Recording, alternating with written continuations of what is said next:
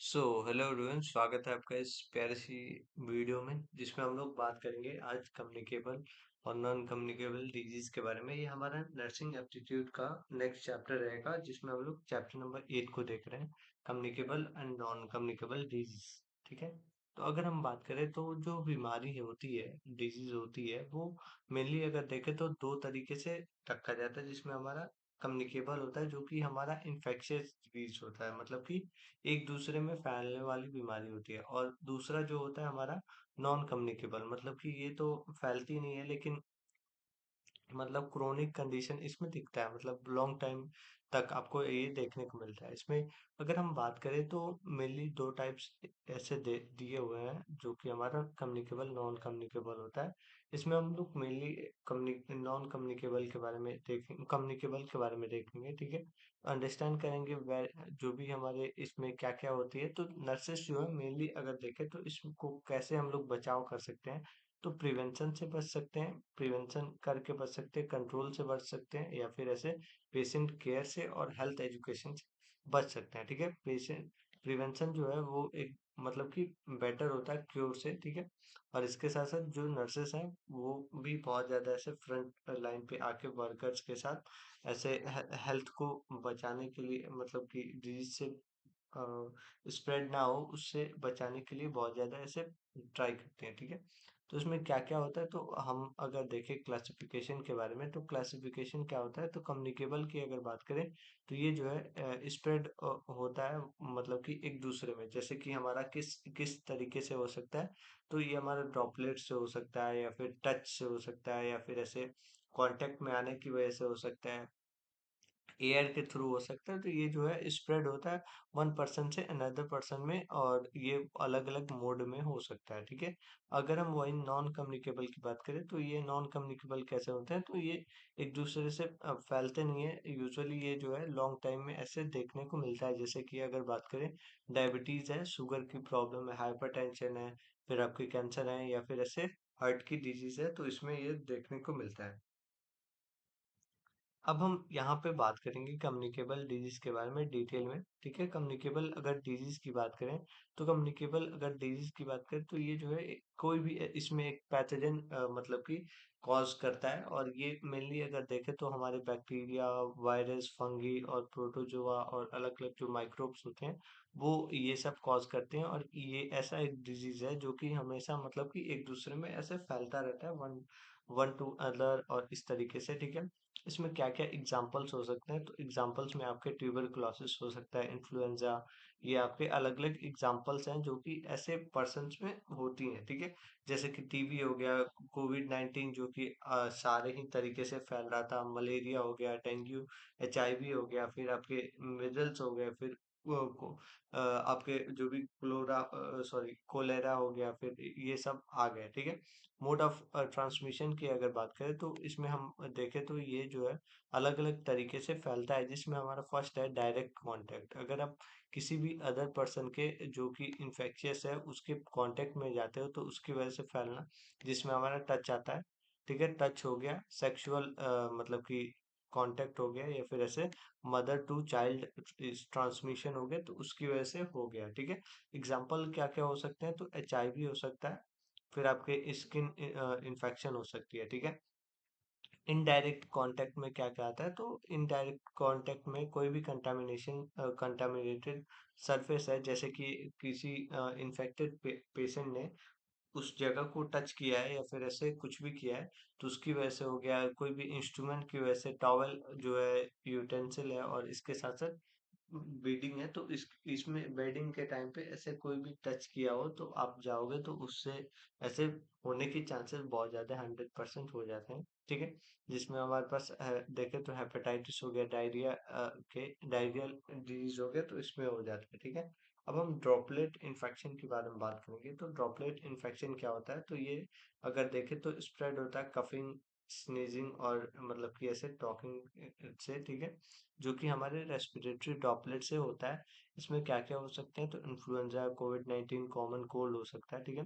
अब इसमें नेक्स्ट हम बात करेंगे तो वेक्टर बॉर्न क्या होता है? तो वेक्टर कोई भी ऐसे पैथोलॉजिकल कॉज, मतलब कि इसमें आपको पैथोलॉजिकल ऑर्गेनिज्म देखने को मिलेगा जो कि ये कॉज करेगा, जिसमें हमारा मच्छर भी हो सकता है, मॉस्किटो टिंक्स, मतलब कि टिक्स हो सकता है, फिर आपके फ्लाइज हो सकते हैं, तो ये सब आता है, ठीक है। इसमें क्या क्या कॉज करते हैं? तो इसमें ये लोग कॉज करते हैं मलेरिया, डेंगू और चिकनगुनिया, तो इस तरीके की जो बीमारी होती है ये सब आता है। अब इसमें नेक्स्ट हम बात करें तो एयरबॉर्न ट्रांसमिशन है, तो ये जो है स्प्रेड होता है, जो भी मतलब कि डिजीज हमारे सॉरी एयर के कांटेक्ट में लॉन्ग टाइम, मतलब कि डिस्टेंस अगर ना रखें तो उससे की वजह से होता है, जिसमें हमारा टीबी हो गया, फिर आपके कोविड-19 था, फिर चिकनगुनिया हो गया, मीजल्स हो गया, तो ये सब आता है। तो इसमें आप देखेंगे कि कम्युनिकेबल अगर डिजीज हो रहा है तो नर्सेस का रोल क्या होगा, कैसे वो लोग प्रिवेंशन और कंट्रोल कर पाएंगी ऐसे डिजीजेस का, ठीक है। तो अगर हम देखें तो इसमें फर्स्ट जो है इन्फेक्शन को कंट्रोल करके प्रिवेंशन करके इसको बचाया जा सकता है, जिसमें हमारा हैंड हाइजीन हो गया, ठीक है। इसके साथ साथ पीपीई मतलब कि पर्सनल प्रोटेक्टिव इक्विपमेंट्स हो गए, जिसमें हमारा मास्क, ग्लव्स और गाउन हो गया, ठीक है। इसके साथ साथ प्रॉपर जो मतलब कि वेस्ट का डिस्पोजल है, ये सब आते हैं, ठीक है। आगे हम अगर बात करें तो आइसोलेशन की प्रिकॉशंस हो गई, जिसमें हमारा इन्फेक्शन मतलब कि पेशेंट अगर है तो उसको आइसोलेट करके बच सकते हैं, जिसमें हमारा स्टैंडर्ड हम लोग ऐसे ट्रांसमिशन या फिर ऐसे इस तरीके के बेस्ट प्रिकॉशन हम लोग कर सकते हैं, जिसमें हम बात करें तो प्रिवेंट कर सकते हैं इन्फेक्शन से भी, ठीक है। अब हमारे पास नेक्स्ट जो है वो हेल्थ एजुकेशन है। हेल्थ एजुकेशन क्या हो सकता है? तो जो कम्युनिटी एरिया है, जैसे कि गांव वाले एरिया में जाके मतलब कि प्रॉपर तरीके से जो भी हेल्थ एजुकेशन है वो प्रोवाइड करके, जिसमें हमारा ये वैक्सीनेशन देके हम लोग मतलब बचाव कर सकते हैं, फिर आपके पर्सनल हाइजीन, जो भी सैनिटाइजेशन है, फिर आपके सेफ है, मतलब कि फूड और वाटर, क्लीन वाटर के एजुकेशन देके, फिर आपके जो कवरिंग माउथ और कफिंग की टेक्निक है वो सब बता के आप इसमें कर सकते हो, ठीक है। पेशेंट के केयर इससे कर सकते हो, जिसमें हमारा देखे तो सिम्टम्स और जो वाइटल साइंस है वो होते हैं, वो सब आप बता सकते हो, ठीक है। इसके साथ साथ जो मतलब कि मेडिकेशन और मतलब कि मेडिकेशन अगर हुआ है तो वो आप प्रिस्क्राइब हुआ है तो वो आप दे सकते हो। साथ ही में अगर देखें तो क्लीननेस पेशेंट के और जो भी इन्वायरमेंट है उसको देख सकते हो, रिपोर्ट कर सकते हो जो भी कम्युनिकेबल डिजीज है अगर ज्यादा फैल रहा है तो, ठीक है। अब हम आगे देखें तो हमारे पास नॉन कम्युनिकेबल डिजीज है, ठीक है, जिसको हम लोग एनसीडीज बोलते हैं, ठीक है। ये जो है मेनली अगर देखें तो कॉज होता है नॉन, मतलब कि कोई भी ऐसे जरूरी नहीं कि इन्फेक्शियस एजेंट्स हो, ये मतलब कि ऐसे स्प्रेड नहीं होता है और ना ही किसी इन्फेक्शियस एजेंट्स की वजह से होता है, पर्सन टू पर्सन स्प्रेड नहीं होता है, फैलता नहीं है, ठीक है। ये जो है क्रोनिक और लॉन्ग टाइम और लाइफ लॉन्ग हो सकता है डिजीज। अगर हम एग्जाम्पल की बात करें तो एग्जाम्पल में क्या होता है, तो डायबिटीज मेलाइटस, शुगर की प्रॉब्लम, फिर आपके जो हाइपरटेंशन है मतलब कि हाई ब्लड प्रेशर हो गया, फिर कार्डियोवास्कुलर हार्ट अटैक और हाई मतलब कि हार्ट रिलेटेड जो डिसऑर्डर्स हैं, स्ट्रोक है, वो सब आ जाते हैं। कैंसर हो सकता है, या फिर ऐसे जो भी आपके क्रोनिक रेस्पिरेटरी प्रॉब्लम है, डिजीज है, तो ये सब आ सकते हैं। ये क्यों होता है? तो हमारे हेल्दी मतलब कि अनहेल्दी डाइट की वजह से हो सकता है, लाइफ लॉन्ग ऐसे लैक ऑफ जो आपके मतलब कि फिजिकल एक्टिविटीज है उसकी वजह से हो सकता है, ओबिसिटी से हो सकता है, स्मोकिंग, अल्कोहल से हो सकता है, स्ट्रेस और आपकी जो फैमिली मतलब कि देखे तो हिस्ट्री या फिर इससे जेनेटिक से हो सकता है।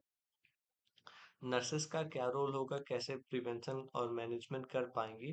तो पहला जो है अगर देखें तो हेल्थ एजुकेशन करना होगा, जिसमें हमारा मतलब कि हेल्दी मतलब जो भी लाइफ स्टाइल है उसको प्रमोट करके, जैसे कि बैलेंस डाइट हो गया, रेगुलर एक्सरसाइज हो गया, स्ट्रेस मैनेजमेंट हो गया, और अवॉइड करना स्मोकिंग और अल्कोहल को, ये इस तरीके से बैलेंस होगा उनका हेल्थ, ठीक है। मॉनिटर करना और अर्ली डिटेक्शन, ठीक है। अगर कुछ होने वाला है तो उसको पहले ही मॉनिटर कर लेना है, जैसे कि ब्लड ग्लूकोज, बीपी और वेट और बीएमआई हो गया, तो ये सब आ जाते हैं जिसमें हम ये सब देखते हैं, ठीक है। स्क्रीनिंग हम लोग कर लेते हैं, जो प्रोग्राम है उसमें अर्ली डिटेक्शन हो गया, ठीक है। डायबिटीज, हाइपरटेंशन और कैंसर हो गया है। अब हम आगे बात करें तो हमारे पास नेक्स्ट जो है वो पेशेंट एजुकेशन है। पेशेंट एजुकेशन क्या होता है? तो मेडिसिन जो हो गया तो उसके अगर मतलब कुछ भी कॉम्प्लिकेशन है उसके बारे में बताना, डाइट को प्रॉपर तरीके से बताना, रेगुलर फॉलो अप पे रखना, और जो भी लाइफ स्टाइल मॉडिफिकेशन है उसके बारे में बताना, तो ये सब इसमें आ जाता है। तो ये ऑल ओवर ऐसे था, और जो भी हमारे डायबिटीज मेलाइटस हैं ये सब एग्जांपल हैं जिसको हम लोग ऐसे बचा सकते हैं, जो भी कम्युनिटी एरिया में होता है प्रोग्राम उससे, ठीक है। अब हम नेक्स्ट देखें तो पब्लिक हेल्थ और इम्पोर्टेंस डिजीज है, ठीक है। पब्लिक हेल्थ अगर देखें तो कम्युनिकेबल डिजीज अगर फैल रहा है तो बहुत ज्यादा ऐसे इंपॉर्टेंट हो जाता है उसको बचाव करना। इसमें हमारा ये जो है कॉज कर सकता है एंडेमिक, एपिडेमिक, ठीक है। और इसके साथ साथ पेंडेमिक, तो ये देखें तो मतलब कि आपने कोविड के टाइम पे ये सुना होगा वर्ड्स, ठीक है। लार्जली अगर देखें तो पॉपुलेशन को ये मतलब कि हार्म कर सकता है, ठीक है। मोर्टेलिटी मतलब कि जो डेथ रेट है उसको बढ़ा सकता है, और इससे जो है आपके स्प्रेड रेट है वो भी बढ़ जाएगा। और नर्सेस का क्या रोल रहेगा, तो पब्लिक हेल्थ को ऐसे मतलब कि प्रॉपर तरीके से उसको संभालना। साथ में अगर देखें तो वैक्सीनेशन प्रॉपर तरीके से देना जल्दी जल्दी, और आइसोलेट करना अगर कोई इन्फेक्शियस पेशेंट है, और हेल्थ एजुकेशन देना, और सर्विलेंस में हेल्प करना। तो ये सब जो है नर्सेस का रोल रहेगा। एग्जाम्पल में अगर देखें तो आपने कोविड 19 के टाइम पे देखा हुआ होगा, जिसमें आपका जैसे कि वैक्सीनेशन कैंपेन्स होता था, फिर आपके जो भी पेशेंट मतलब कि आइसोलेशन होता था, रिपोर्टिंग किया जाता था केसेस में, ठीक है, ये सब आ जाते हैं, ठीक है। अब हम पब्लिक हेल्थ और इसके इम्पोर्टेंस के बारे में बात करेंगे। तो नॉन कम्युनिकेबल में अगर देखें तो ये जो है लॉन्ग टर्म ऐसे मॉर्बिडिटी और मॉर्टेलिटी में हेल्प करता है, जिसमें हम बात करें तो बर्डन होता है हेल्थ, मतलब कि हेल्थ वर्कर्स के ऊपर, ये सब देखते हैं ये लोग, लाइफ लॉन्ग ऐसे ट्रीटमेंट करना होता है, केयर करना होता है, ठीक है। हेल्थ एजुकेशन, नर्सिंग एजुकेशन में बात करें तो कम्युनिकेशन कम्युनिटीज में मतलब कि प्रॉपर तरीके से एजुकेट करना, फिर आपके जो स्क्रीनिंग है उसके बारे में बताना, मॉनिटर करना क्रोनिक पेशेंट्स को, और इसके साथ साथ जो भी लाइफ स्टाइल है उसको भी प्रमोट करना इनका काम हो जाता है, ठीक है। अब आगे हम देखें तो हमारे पास जो नेक्स्ट है उसमें हम लोग रोल्स के बारे में बात करेंगे, क्या क्या रोल्स रहेंगे, कैसे बचाव कर सकते हैं। तो पहले तो एजुकेट करके, ठीक है, एजुकेट करेंगे तो उनको समझ में भी आएगा कि कैसे हो रहा है, डिजीज क्या हो रहा है, और कैसे हम लोग बचाव कर सकते हैं, दवाएं और वैक्सीनेशन कैसे हम लोग ले सकते हैं, ठीक है। साथ में हम लोग इम्प्लांट कर सकते हैं, जो भी हम हमारा ड्रग है मतलब कि वैक्सीनेशन है उसको कंडक्ट कर सकते हैं, जो भी स्क्रीनिंग कैंप। स्क्रीनिंग कैंप क्या होता है, तो ये एक तरीके से देखे तो डायग्नोसिस, कोई भी ऐसा टेस्ट है जैसे कि ब्लड टेस्ट हो गया, यूरिन टेस्ट हो गया, तो ये सब इस तरीके के जो कैंप होते हैं वहां पे आप लोग का जांच हो सकता है, ठीक है। और अर्ली डिटेक्शन मतलब कि पहले ही पता कर लें कि क्या आपको होने वाला है, क्या हो रहा है, और इसके साथ साथ जो डिजीज का रेफरेंस है उसके बेसिस पे आपको ट्रीटमेंट मिल सकता है, ठीक है। और इसमें कंटिन्यूअस ऐसे फॉलो अप और मतलब कि काउंसलिंग भी किया जाता है, जो कि आपके बचाव में बहुत ज्यादा हेल्पफुल होता है, ठीक है। तो ये ऑल ओवर ऐसे चैप्टर था जो कि आपका अगर देखें तो हमारा कम्युनिकेबल नॉन कम्युनिकेबल चैप्टर था, जो कि 8 चैप्टर है। इसके बाद से हम लोग 9 चैप्टर बात करेंगे नेक्स्ट वीडियो में, जिसमें हम लोग देखेंगे डिजास्टर मैनेजमेंट के बारे में। और ये भी वैसे काफी बड़ा चैप्टर है।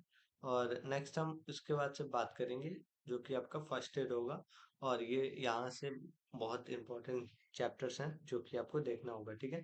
तो मिलते हैं नेक्स्ट वीडियो में, अभी के लिए थैंक यू, और अच्छे से पढ़ाई कीजिए, ये जो नोट्स हैं आपको मिल जाएंगे, तो आप इसको इससे नोट्स भी बना सकते हो। मिलते हैं नेक्स्ट वीडियो में, thank you, have a good day.